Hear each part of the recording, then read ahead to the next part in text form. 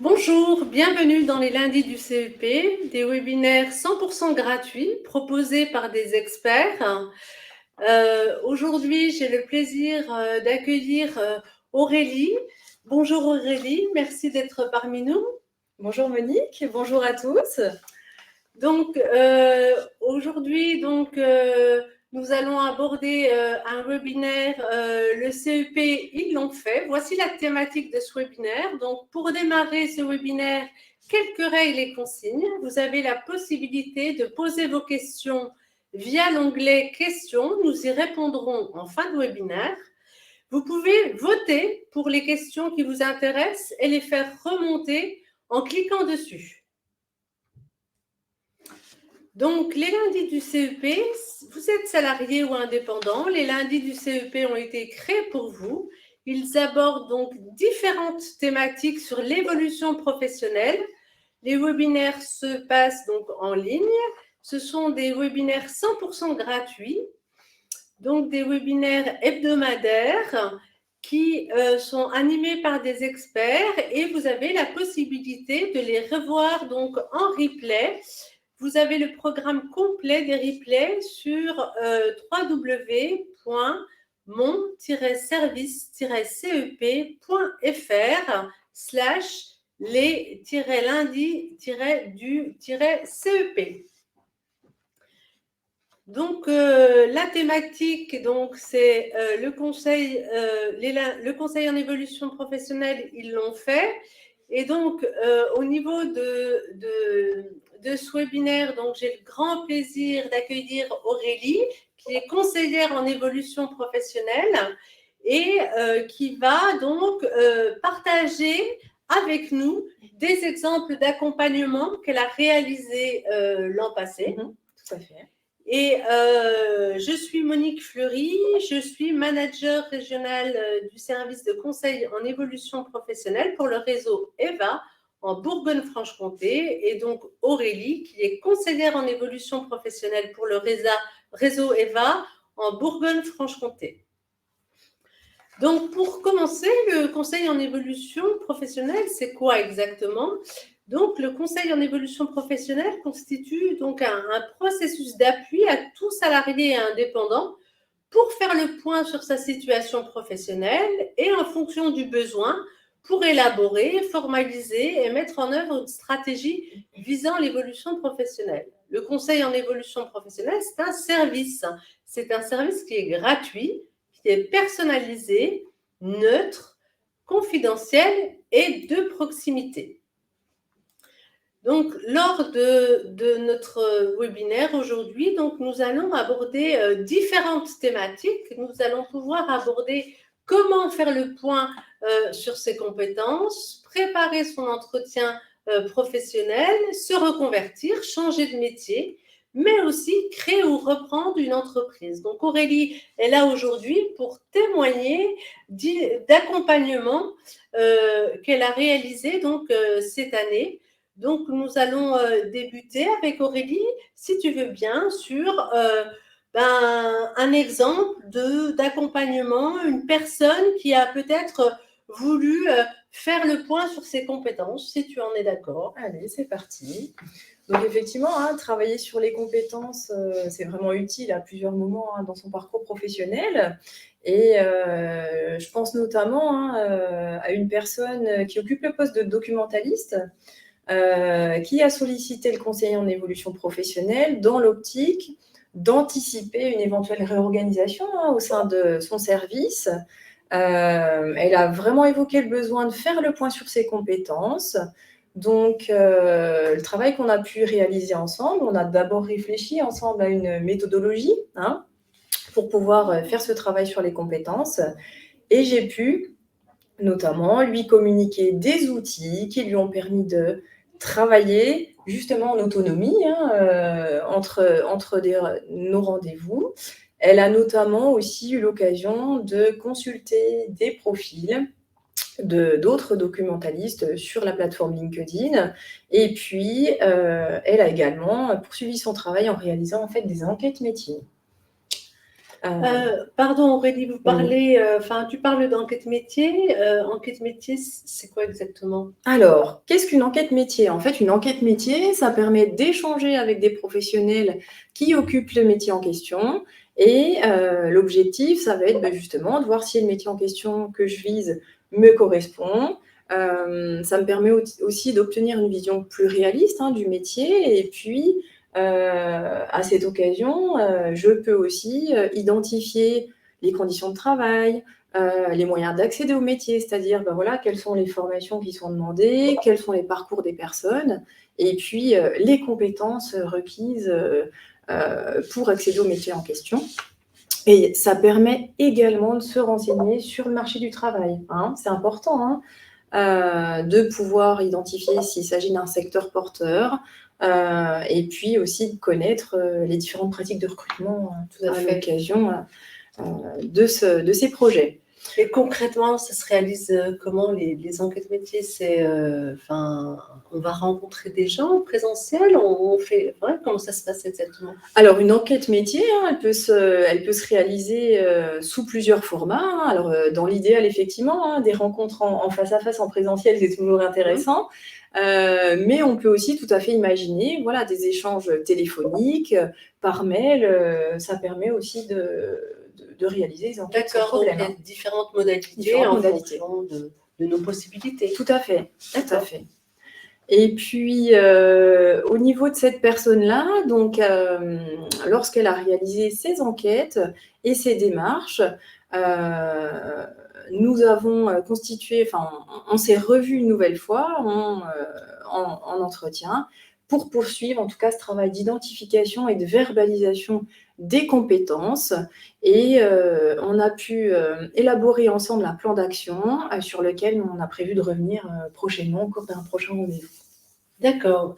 Donc là, Aurélie, tu me parles donc du travail sur les compétences et je fais le lien avec l'entretien professionnel et je me dis que travailler en amont sur ces compétences et pouvoir, comme tu viens de le dire, verbaliser ses compétences et être en capacité de décrire son parcours et de le valoriser en entretien professionnel, mais c'est un véritable atout. Oui, tout à fait. Alors, effectivement, le fait de travailler sur ses compétences, ça peut vraiment être utile aussi dans le cadre des entretiens annuels.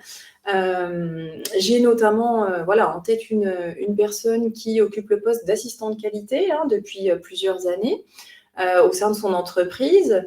Cette personne a le projet d'évoluer en tant que responsable qualité, alors dans l'idéal en interne, au sein de sa société. Et donc, elle a sollicité le conseil en évolution professionnelle parce qu'elle se questionnait sur la stratégie en fait la plus pertinente à adopter pour pouvoir notamment préparer son entretien professionnel. Donc, en fait, on a échangé vraiment sur sa situation, sur son objectif. On a pu en déterminer plusieurs solutions qui lui permettent de monter en compétences. Et dans son cas, en fait, il en est ressorti l'intérêt de mettre en place un parcours de formation qui soit adapté à son besoin. Donc, j'ai pu la guider dans ses démarches, dans sa recherche de formation. Et puis, nous avons en tout cas réfléchi derrière à plusieurs solutions de financement qu'elle a pu présenter dans le cadre de son entretien professionnel. Voilà. Très bien, des belles illustrations. Et donc là, c'était pour plutôt une évolution plutôt à l'interne. Oui. Est-ce que tu as rencontré aussi des personnes qui voulaient carrément donc une mobilité plutôt externe et de ce fait-là, carrément se reconvertir, changer de métier? Est-ce que c'est des personnes, des salariés que tu rencontres fréquemment, plus que l'évolution à l'interne ou ça dépend, c'est équivalent, On a majoritairement effectivement des personnes qui veulent se lancer dans un parcours de reconversion professionnelle avec notamment un besoin de formation. Au niveau de ces personnes, généralement, en fait, on a 2 raisons qui les amènent à envisager une reconversion. soit d'une part parce que la personne à un moment donné ne se retrouve plus dans son métier, parce qu'elle a envie de voir autre chose, et cetera, elle recherche davantage de sens, hein, c'est ce qu'on entend beaucoup aujourd'hui, hein, donc voilà, ces personnes-là ont envie à un moment donné de changer de métier, s'interrogent et viennent nous voir pour mettre en place un projet de reconversion. Mais on a aussi effectivement des personnes qui sont plus contraintes d'envisager la reconversion, et je pense notamment aux personnes qui rencontrent des problèmes de santé et qui ne peuvent plus exercer leur métier actuel. D'accord. Donc, au niveau des personnes qui ont un projet de reconversion, mais voulu, donc c'est une initiative personnelle, est-ce que tu aurais un exemple concret pour illustrer ce type de parcours? Alors oui, effectivement, je vais déjà vous parler d'une personne que j'ai reçue et qui travaille en fait dans le domaine du bâtiment depuis plus de 20 ans, hein, où elle a eu l'occasion d'exercer différents métiers. Son objectif, c'était vraiment d'évoluer, en tout cas de se réorienter vers un poste d'architecte d'intérieur. Plus en lien en tout cas avec ses attentes, ses besoins actuels. C'est une personne qui avait déjà initié des démarches avant de solliciter le conseiller en évolution professionnelle, et elle avait notamment déjà identifié une formation qualifiante 100% à distance sur son temps de travail. Donc, lorsqu'elle a sollicité le conseil en évolution professionnelle, son objectif, c'était de pouvoir mettre en place et financer son projet de formation. Donc, on a travaillé ensemble autour de ce projet où on a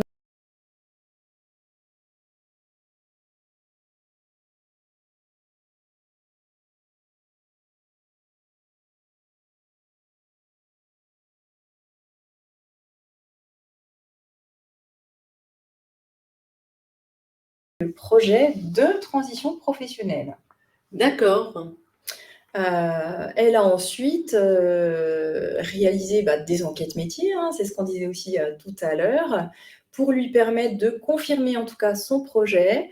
Et puis, elle a aussi réussi ses tests de sélection auprès de l'organisme de formation.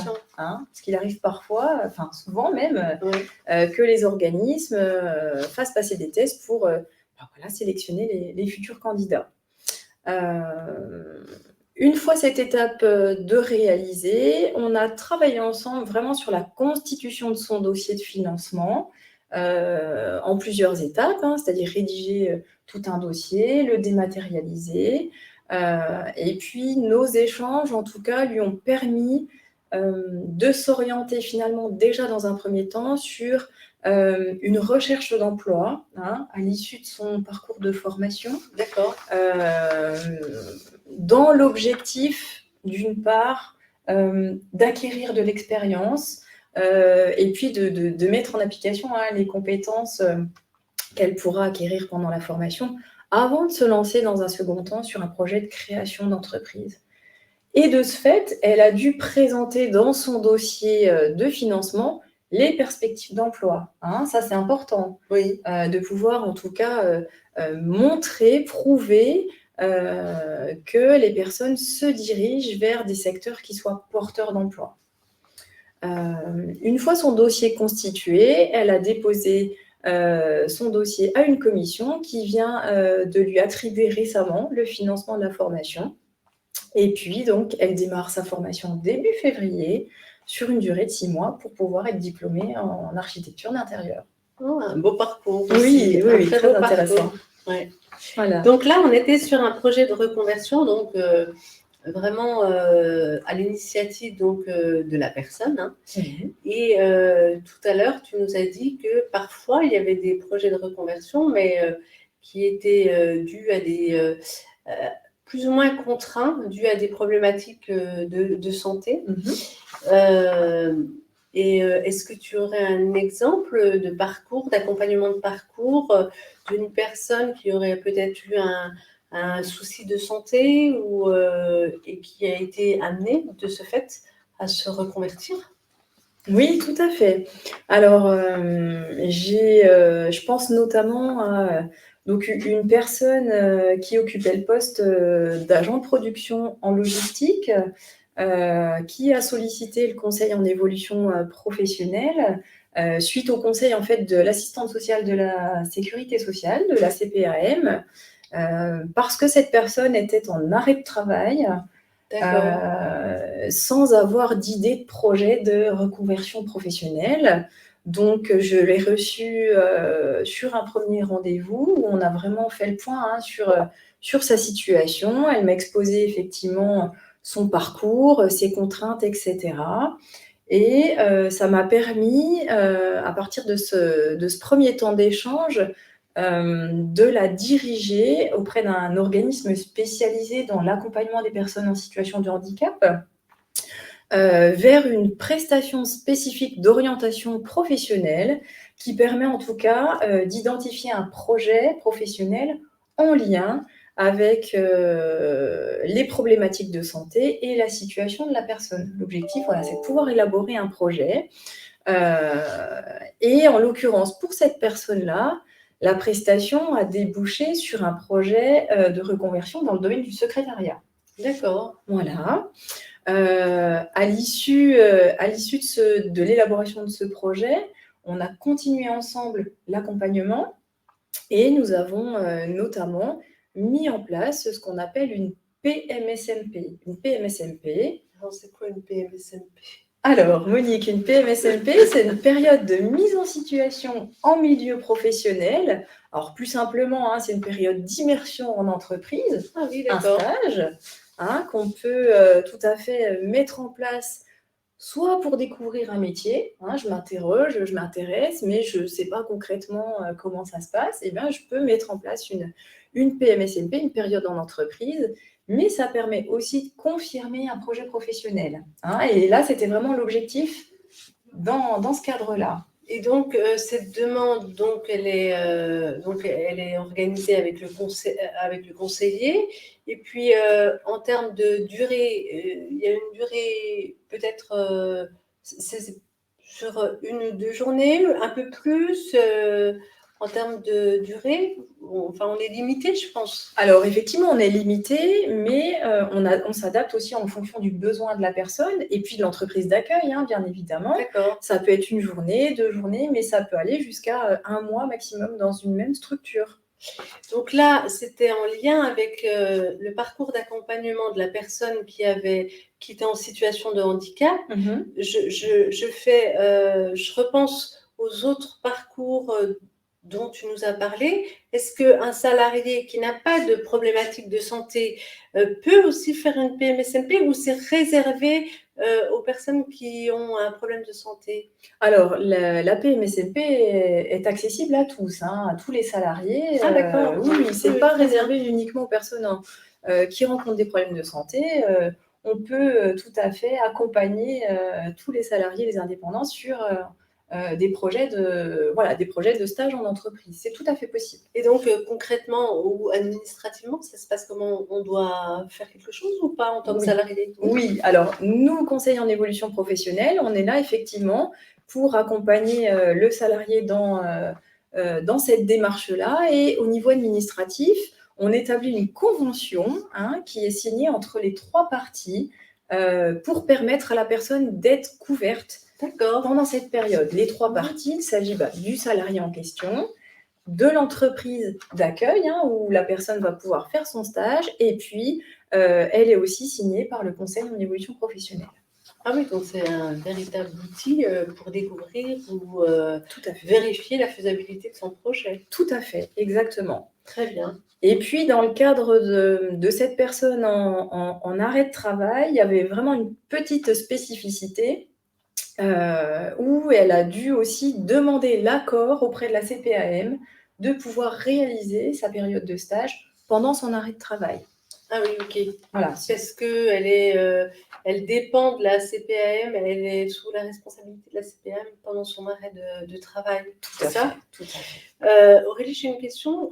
Là, la situation, c'était une personne qui avait une problématique de santé et qui était en situation de handicap. Mais est-ce que le conseil en évolution professionnelle peut aussi accompagner des gens qui sont en arrêt maladie, mais sans avoir de reconnaissance de travailleurs handicapés ou d'être dans cette situation-là? Est-ce que ça arrive? Tout à fait, oui, oui.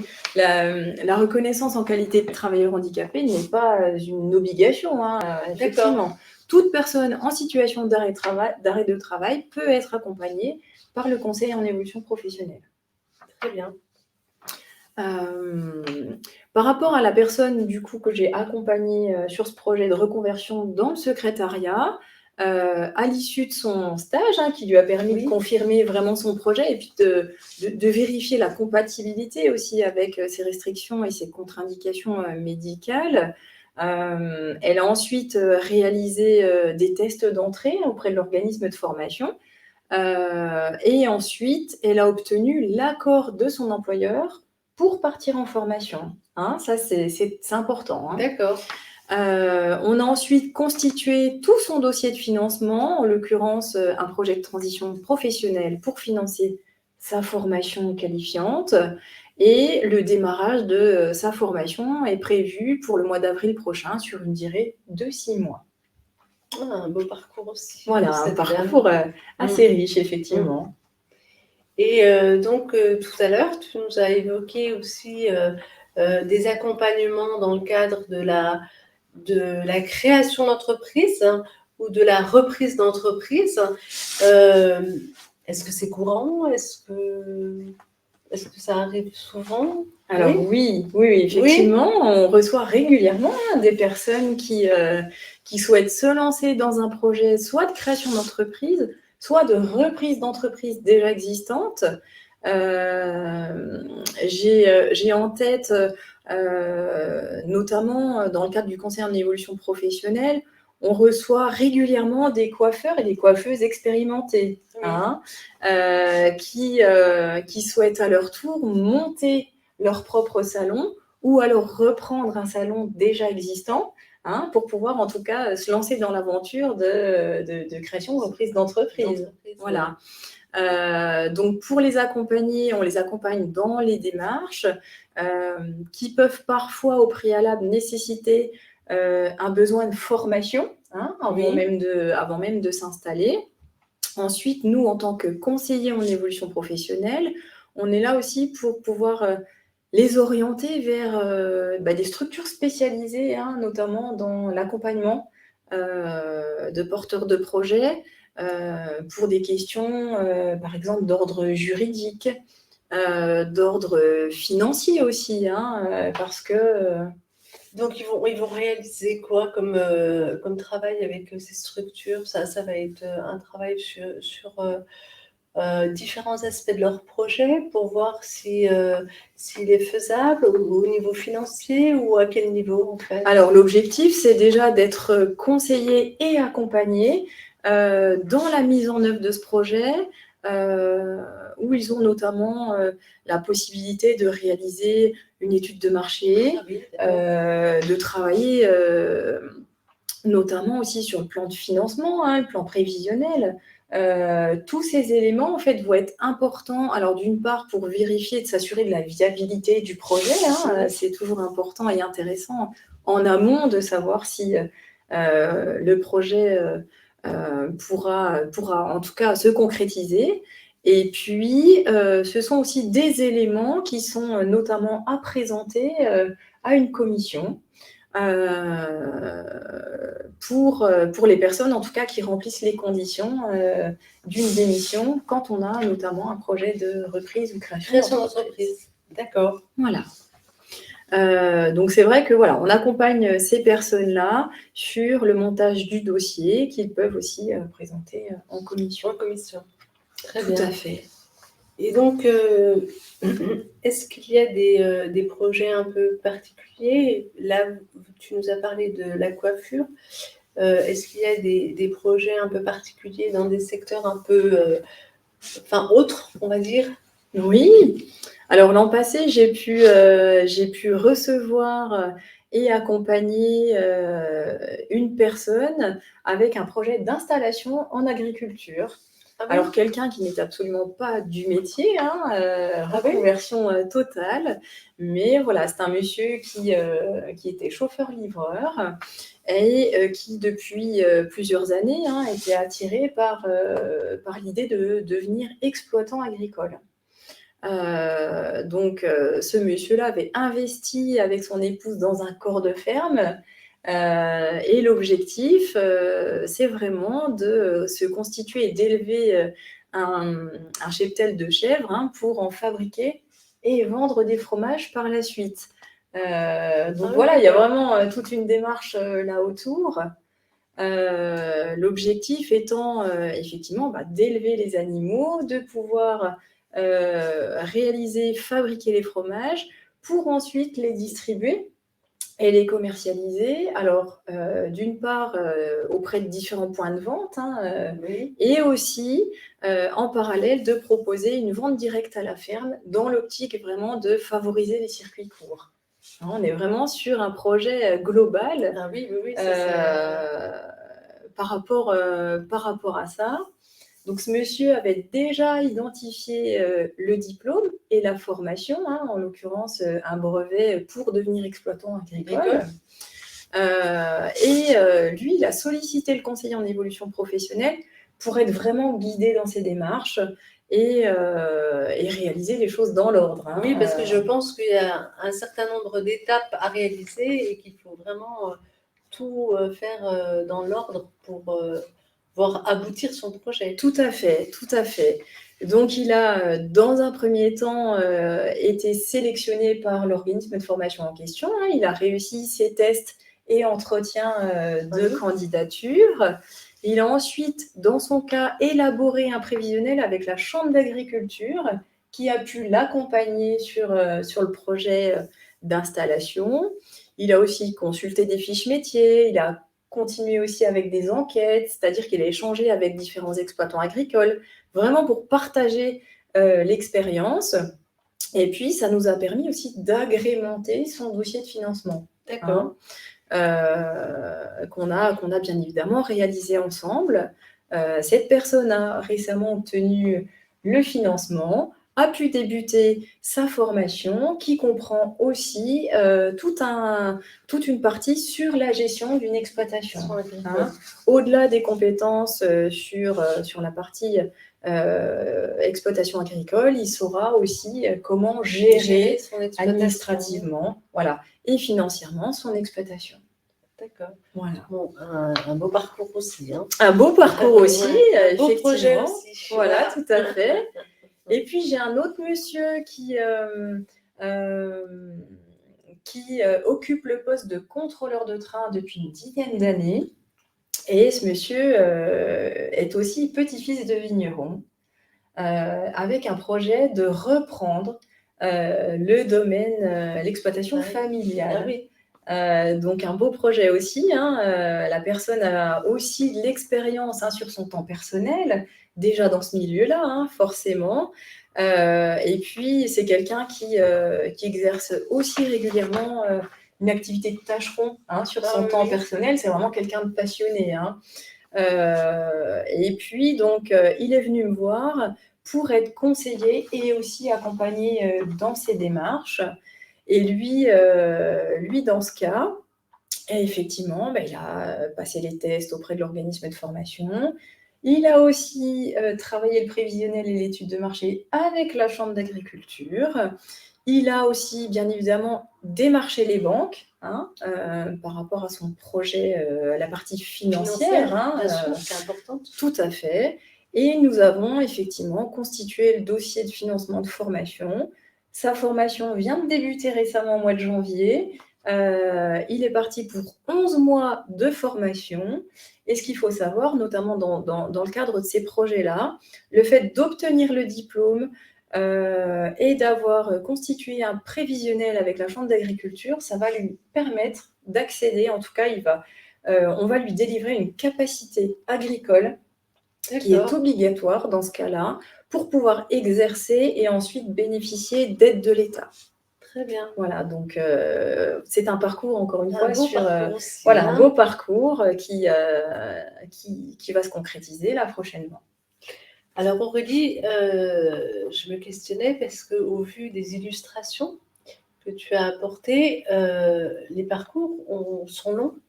Oui. Enfin, ça demande du temps pour réaliser toutes ces démarches. Donc, c'est quoi la durée d'un parcours, d'un accompagnement en fait?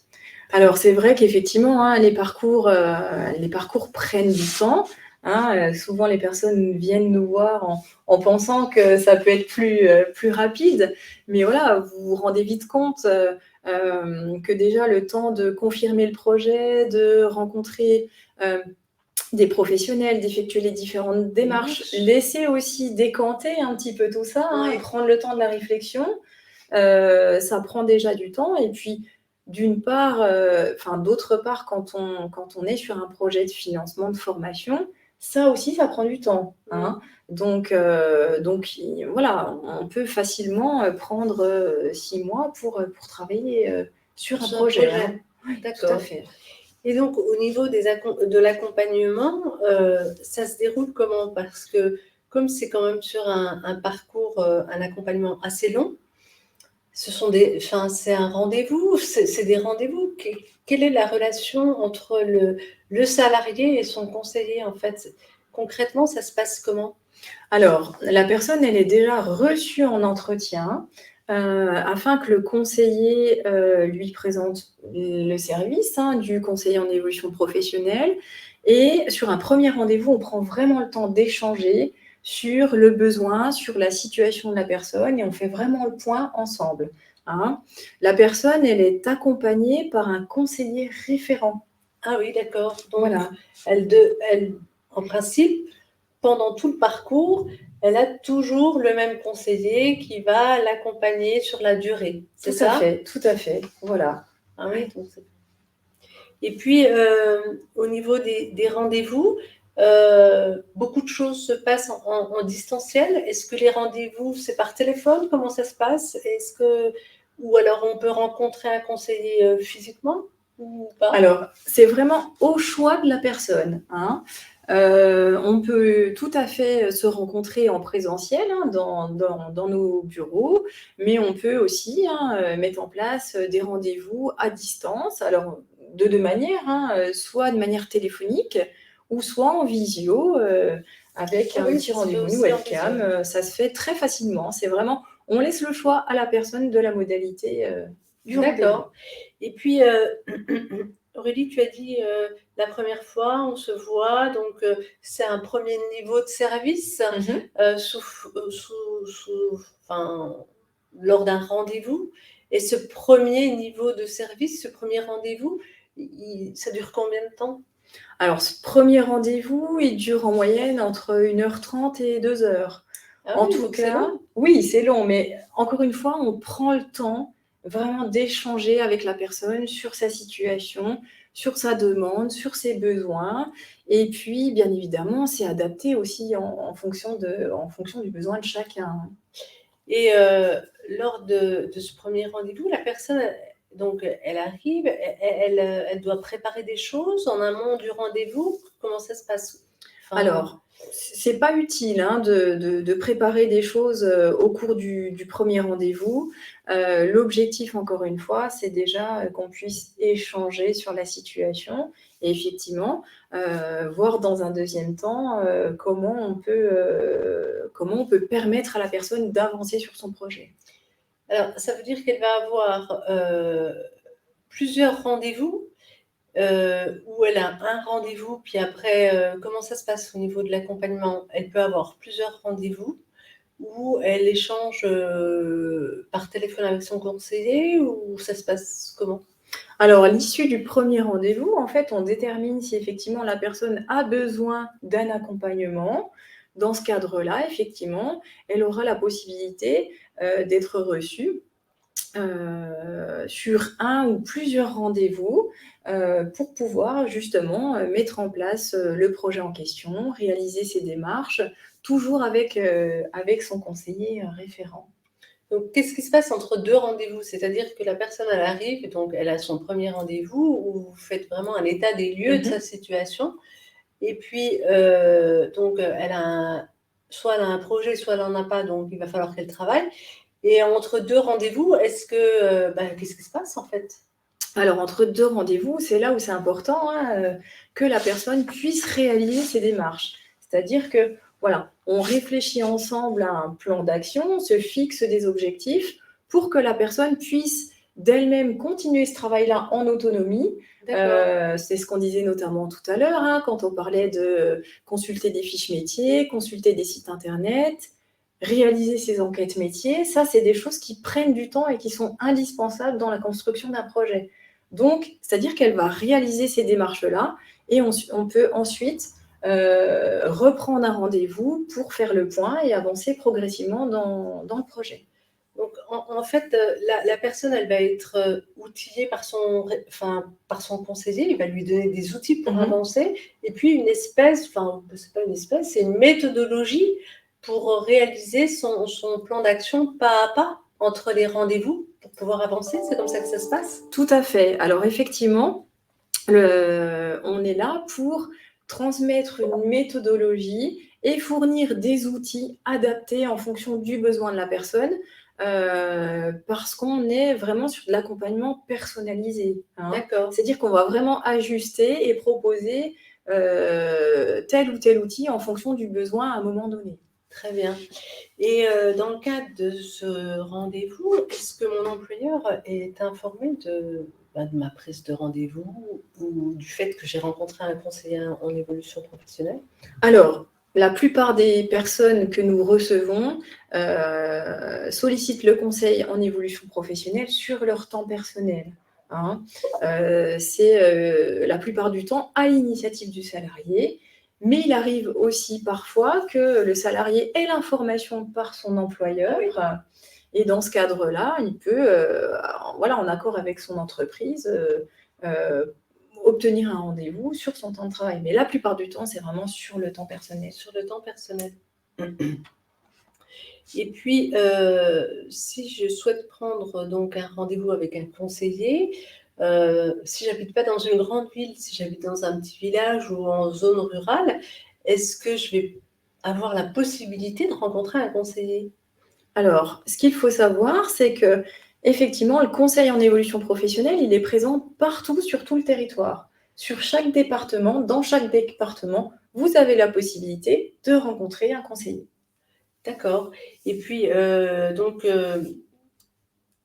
ça va me coûter combien en fait, ce service? Bonne question. Donc, le conseil en évolution professionnelle, il est gratuit. C'est un service public qui est gratuit pour tout le monde. Ah oui, donc c'est un super service. C'est un super service. Et puis alors, si je veux prendre un rendez-vous avec un conseiller en évolution professionnelle, comment je m'y prends? Je fais quoi?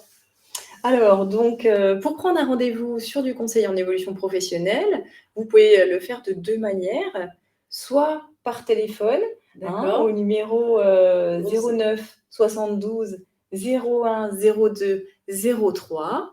Voilà, ça s'affiche actuellement sur l'écran, mais vous pouvez aussi passer par le site internet www.mon-service-cep.fr. Merci Aurélie, un grand merci pour tous ces témoignages, ces parcours, ces accompagnements très variés. Nous allons passer à vos questions, voir si vous avez des questions. Donc, je vais juste aller voir. Alors,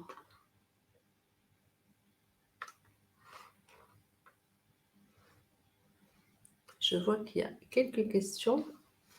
Alors, une question donc de Nadège qui pose « Quelle est la différence avec un bilan de compétences ?» Alors, le bilan de compétences, c'est vraiment un outil à part entière qui permet de travailler sur son projet, de travailler sur les compétences à travers un accompagnement beaucoup plus long. Un bilan de compétences, ça peut aller jusqu'à 24 heures d'accompagnement. Le conseil en évolution professionnelle, on est sur un accompagnement plus plus court et sur des choses plus spécifiques. Et puis le conseil en évolution professionnelle, au vu de ce que tu as dit tout à l'heure, c'est un service, Tout à fait. alors que le bilan de compétences, c'est un dispositif, c'est une prestation. Tout à fait. Donc, c'est deux choses bien distinctes. Deux choses bien distinctes et on peut tout à fait, en tout cas, il y a des personnes qu'on reçoit qui vont ensuite réaliser un bilan de compétences et qu'on revoit derrière, justement pour la mise en œuvre du projet. parcours. Voilà, Ouais. tout à fait. Très bien. Merci Aurélie. Une autre question, Pierre. Bonjour, est-ce que les rendez-vous sont uniquement en distanciel ou en présentiel? Peut-être que c'est mixte aussi des fois. Enfin, je ne sais pas, Aurélie. Tout à fait. Alors, il nous arrive très régulièrement de recevoir en présentiel au cours du premier rendez-vous, hein, et puis derrière de décider ensemble, effectivement, bah voilà, pour des questions pratiques, par exemple, les personnes derrière ont une petite préférence sur un rendez-vous téléphonique ou en visio. On s'adapte vraiment, on peut tout à fait proposer. D'accord, les plusieurs modalités. Tout à fait. Et puis, est-ce que vous communiquez aussi avec les salariés par mail? J'ai une question qui arrive, voilà, je ne veux pas forcément un rendez-vous, mais j'ai besoin juste d'une petite information pour avancer. Est-ce que le salarié peut vous envoyer un mail ou vous appeler 5 minutes ou... C'est possible ça? Alors, on a tout à fait la possibilité, et bien évidemment, on a des interactions avec le salarié entre deux rendez-vous. On peut tout à fait échanger par mail, se passer un petit coup de fil. C'est tout à fait possible. On est disponible effectivement aussi D'accord. au besoin. Alors, je vais regarder s'il y a d'autres questions. Alors, lorsqu'on est salarié, quelle est la démarche pour pouvoir bénéficier d'une période d'immersion en entreprise? Car il faut l'accord de son employeur si cela se passe sur le temps de travail. Alors effectivement, si c'est sur temps de travail, il faut l'accord de l'employeur, mais majoritairement, les personnes réalisent leur période d'immersion sur leur temps personnel, en dehors de leurs heures de travail. Donc ça peut être, soit ça peut être le week-end, si c'est possible le week-end, sinon la personne, elle peut très bien, enfin, je me questionne, mais elle peut peut-être très bien poser un jour ou 2 jours de congés payés ou de RTT et de le faire pendant cette période-là. Tout à fait. Oui, c'est comme ça que font les gens en général. Exactement. Voilà, généralement, les personnes posent du RTT, du congé. Soit c'est sur leur temps partiel aussi, parce qu'on a des personnes qui travaillent à temps partiel. Qui travaillent à temps partiel. Donc, en tout cas, dès l'instant où c'est sur leur temps libre, c'est tout à fait envisageable. Voilà, et puis sans rien demander à son Sans employeur. rien demander à l'employeur, tout à fait. Très bien, merci Aurélie. Alors, comment peut-on connaître les perspectives d'emploi dans le domaine... alors, je vous demande 2 minutes. Dans le domaine choisi. Comment on fait pour se renseigner sur les perspectives d'emploi en fait? Alors, on a plusieurs possibilités. Comme je le disais tout à l'heure, les enquêtes métiers, elles permettent, elles servent entre autres à ça, c'est-à-dire que les professionnels qui exercent dans ce milieu-là, enfin dans le milieu qui vous intéresse, sont les plus à même de vous donner en tout cas des éléments par rapport à ça et vous renseigner aussi sur les pratiques de recrutement parce que c'est vraiment important. Oui. Ça permet d'adapter sa stratégie. Mais il existe aussi des observatoires de l'emploi. On propose aussi et on réoriente sur des outils spécifiques, des statistiques pour connaître les secteurs qui recrutent le plus. En tout cas, on a différents outils pour pouvoir identifier les secteurs porteurs aujourd'hui. Alors, je vais regarder s'il y a d'autres questions. Alors, je pense avoir répondu.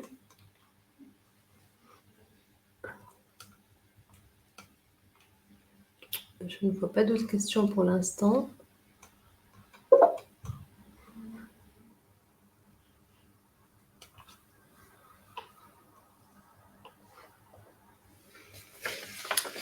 Eh bien, n'hésitez pas à poser vos questions. Si vous avez des questions, c'est le moment pour que Aurélie puisse y répondre.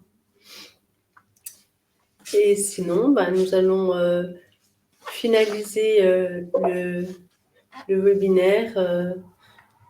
Alors,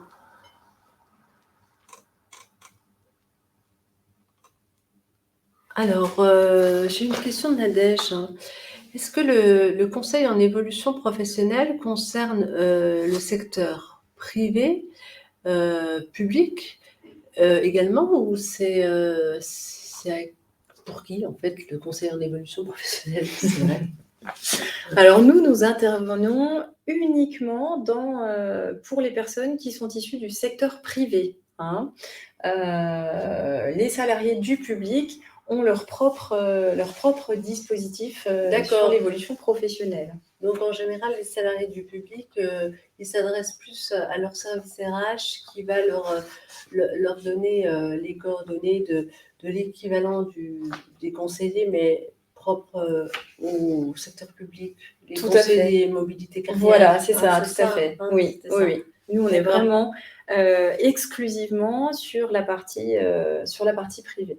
Donc, on peut très bien être salarié du privé ou indépendant, c'est ça? Oui, c'est tout à fait possible. Oui, les indépendants peuvent Les venir. indépendants sont aussi concernés par le conseil en évolution Et je peux poser professionnelle. une question, les intérimaires, ils peuvent venir aussi vous voir ou pas? Alors, les intérimaires ont également accès au conseil en évolution professionnelle, tout à fait. D'accord, Oui. très bien.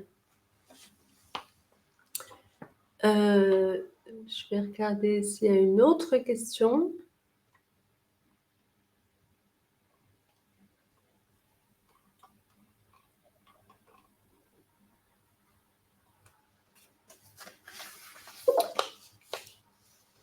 Je ne vois pas d'autres questions pour l'instant. Nous allons clôturer le webinaire. Écoutez, je vous remercie à tous d'avoir participé à ce webinaire. Vous pouvez retrouver les replays donc, sur notre chaîne YouTube. Aurélie, un grand merci pour tous ces témoignages riches et très variés. Et puis, on vous dit à bientôt et bonne journée. Au revoir Aurélie. Au revoir Monique, merci, bonne journée à tous.